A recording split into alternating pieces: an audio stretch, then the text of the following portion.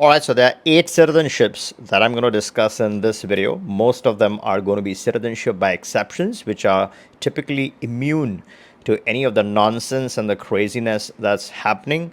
The two big setbacks blows to CBI, the citizenship by investment citizenships, have been one from the US. It's created a memo which has most of these citizenships. Four of the Caribbean citizenships are listed on that memo. What that means is that once that becomes finalized, there'll be a travel ban issued to those nationalities. The bigger setback is the EU's or European Parliament's approval of the Schengen visa waiver suspension of these nationalities. So the Caribbean citizenships all had the EU access. Once the EU access or the Schengen access is gone, it's typically followed by an Irish access suspension. Ireland goes and typically removes or revokes the visa free, followed by UK, and UK is now typically issuing ETAs in such situations. So essentially, when you're looking at a cost price of 250K plus, after paying all of that money, if you're going to lose all this access, then what are you left with, and what is really the worth of the nationality? And that's where these 8 citizenships that I'm going to discuss, you can start working on one, two, or more from this list right away. Now, before I jump into these options, let me first touch upon what this means for the CBI industry. Now, CBI industry, I think, is going to be a thing of the past. The moment there is any publicly available information that a passport shop is selling citizenships for a fixed amount of money, which is AKA a CBI, they're not only going to report you back to your home country governments of anything fishy that you're trying to do this for. Be rest assured, all your home countries are going to be notified with additional information than what they had. So that's the one part of it. Second, you're paying a large amount of money to process this for over a year in a lot of cases. So citizenships are typically taking a long time these days. I would rather naturalize by living somewhere.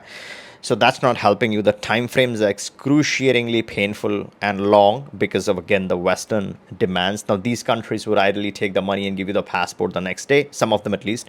But because of the Western demands, obviously they got to keep investigating you for a year or more and then supply all of that good data back to your home country. Thirdly, and tragically, they're also now going to lose most of any meaningful access. That's what you paid for. You paid for some access, and it's all going to go, right? Once that thing becomes effective, anytime after September, there's good chance that the visa free would be no more. Now, what should be the real price of, let's say, some of the Caribbean or all or some, whichever way you want to call it? What should be the real price of this? I think not more than 50K. Okay, that's the real worth. You can pay as much as you want, but I wouldn't say it's more than 50K if they're sharing all your information with those Western home countries in your case.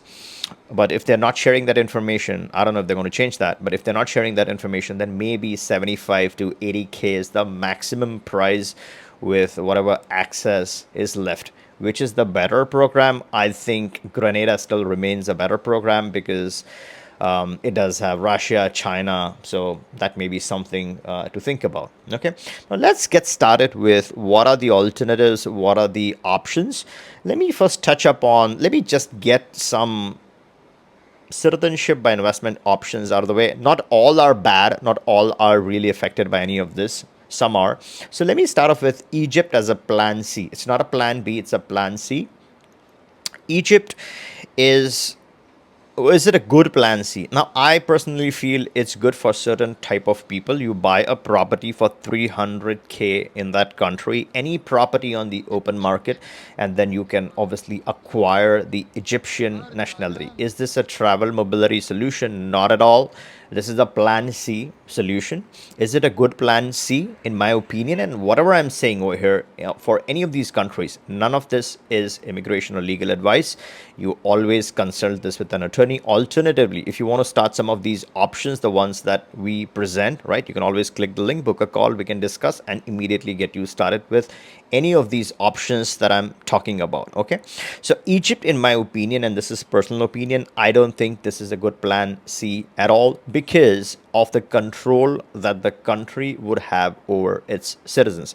I personally like countries that strike the balance where they're not heavy duty nationalities, they're lightweight nationalities. And reading between the lines, smart people, most of you guys are smart, you get this, so you know what I'm talking about. So in that sense, I see Egypt as too much of burden on my head for no good reason.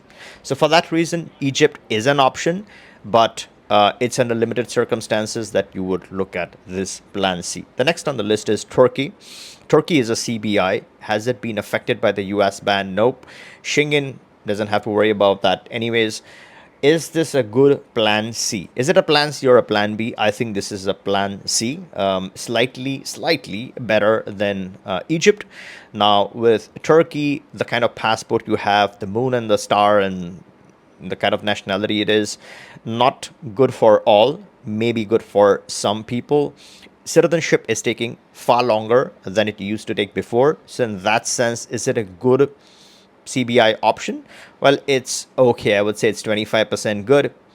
Again, depends upon your circumstances. I don't want to offend, some people. Some people think highly of Turkey, which is good. Each one has their opinion. So that's the second one. How long does it take? Maybe a year, maybe slightly longer. What are the investment amounts? 400K in a property still that you can do. And otherwise, then you can put 500K in a bank account and you can get Turkey. Is it worth it?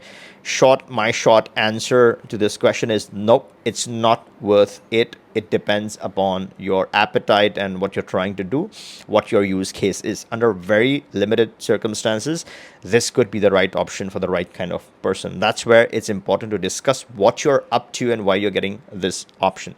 The next on the list is Nauru and Vanuatu. And I promise I'm going to get done with these CBIs at this point. I'm going to then start off with some exceptional nationalities. Nauru is good for someone who's looking for freshness. They already have a Vanuatu. They're trying to create redundancy. They want to test something new, a new product. It's not as reputed as Vanuatu for a CBI passport.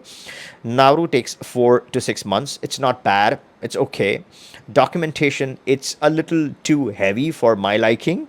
Again, some people are okay, but then you're going to provide a lot more information to Nauru. They need to collect it, but they're nowhere as crazy as some of the Caribbean ones. Is it a good option? It's a 50% option. We do have direct channels, so we can get this the fastest. If you're interested, as I said, you can always reach us. The next one is Vanuatu. Now, between Nauru and Vanuatu, which one is better? Any day, I would say Vanuatu is slightly better than Nauru because they both clock at the same price point, 170K, 168K. So that's the similar price point. Vanuatu has a clear edge where 50K is redeemable, and I'm talking about US dollars over here. So that's a big advantage. And Vanuatu is twice as fast as Nauru. So where Nauru can take 4 months to 6 months, Vanuatu can take anywhere from 2 months to 3 months with us. I know it takes a lot more with other providers, but then again, we have liaisons who have direct access, and they're the prime of the prime people to get this the fastest. Now, let's start off with some exceptional nationalities. Let's start off with, and I'm going to discuss 4 exceptional nationalities here. One, let's talk about an ECOWAS nationality. In Africa, there are some 13 ECOWAS nations. You can easily go online and look them up. They all are pretty much similar. You shouldn't really care about which one it is. They all are pretty much similar. They're just like the 5 Caribbean citizenships. What is the difference? There's hardly any difference. Some people go for this one versus the other. There's some minor nuances. So I cannot name these couple of options, but then just keep in mind that it's an ECOWAS passport. It's going to give you travel mobility and eventual settlement rights within the ECOWAS bloc. That's one option. The citizenship quickly happens, right, under the radar. Plan B nationality, or let's call it plan C. I like plan C's more than plan B's these days. A lot of people have acquired a plan A and a plan B, but they're lacking a plan C, and that's where when the shit hits the fan, you need a plan C for whatever reason you would need it for. And smart people, as I said, smart people know the importance of what I am talking about. Read between the lines and always keep things legal, follow the law, follow your home country requirements, and legally acquire plan Cs and use plan Cs very responsibly, and then you should be good. Okay, so ECOWAS nationality helps with your foothold in Africa. So let's say you have everything else covered, you're planting your seeds, you're getting good residencies. Those residencies are materializing into good full-blown citizenships, good plan B plus citizenships. Your portfolio is being watered. You're planting the seeds, you're watering them, and then things are going to blossom when the right time comes. But in the meanwhile, you want to strike a foothold in Africa. You want to be secure for the time being, private and secure. You want a nationality that's very private between you and the country. There's a private bond between the two of you, and there's no information being shared with, the privacy is not being violated. Let's put it that way. So ECOWAS is one option. The second option is CPLP nationality. Again, this one comes from West Africa. And with the CPLP nationality, you have tremendous benefits. Apart from all the Plan C benefits, you have access to Brazil, right? You can potentially get a direct residency based on the CPLP categorization. You also potentially could look at a language waiver option. You could look at potential fast track option in Brazil. So that's one major benefit. On the other side, if you're a more EU person, let's say you're looking at Portugal, then there's some distinct advantages in Portugal. And I've been discussing this with both the Brazilian and Portuguese attorneys. And at any point you have any questions regarding the connection, you can always, as I said, reach us. We can discuss and then also put you through the right professionals. So in Portugal, potentially you have multiple benefits. A residency based on the fact that you come from a CPLP country. Second, potential language benefits with a citizenship case. So that could be looked at. So you have multiple benefits. Number 7 on this list is the Serbian CBI. Is Serbia a really good passport? No, it's a plan B slash C, whichever way you look at it. Let's say you put it in, you put it a B minus. That's what it is. Price point is slightly high. Is the price justified? Not, I personally don't think it's justified, but it's just something that people would want to do, right? They, for whatever reason, they feel Serbia is a safer country to have in a portfolio. Maybe they can go and pursue that. And finally, on number 8, I have the Argentinian CBI. Okay, now Argentinian exception and Argentinian CBI. The CBI is proposed by Miele. He's putting a 500K price tag. At this price, at $500,000, is this going to be a popular option? I personally think it's going to be a flop. He's slightly getting that wrong. The price tag is really wrong. Price should honestly be 300K USD. That's where Argentina may succeed. But at 500K, $500,000 in that kind of a country, I don't think conceptually it might sound exciting, but practically very few people would really look at that market at that price point.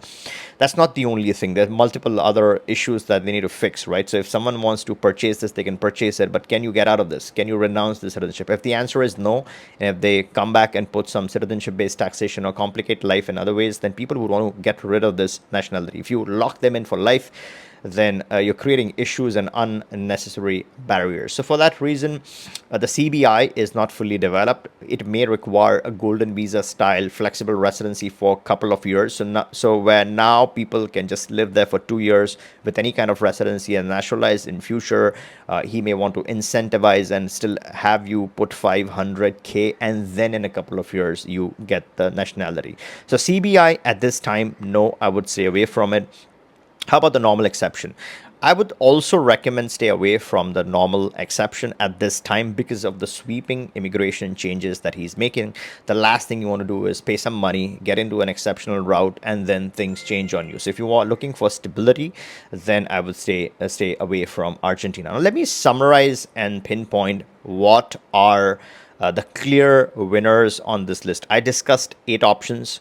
And the big question is which ones are better, which ones are better than the others. I think from this list, I would say Nauru is interesting. Vanuatu is the winner between the two of them. I absolutely love ECOWAS benefits in Africa. I also like the CPLP connection, so those nationalities could be good. Serbia is a decent option. So you clearly have 1, 2, three, four, five options out of eight, which are okay-ish. Let me know your thoughts in the comments below. Which nationality you think is a good nationality to pursue in 2025? And if you aren't subscribed to the channel, make sure you turn on the bell notification and subscribe like right now, so you are updated on any changes that happen to any of the programs. As soon as there's any additional citizenship by exception, you're going to be the first one to be notified. So help this channel grow and be subscribed. And if you like this video, give me a thumbs up, and catch you in the next one.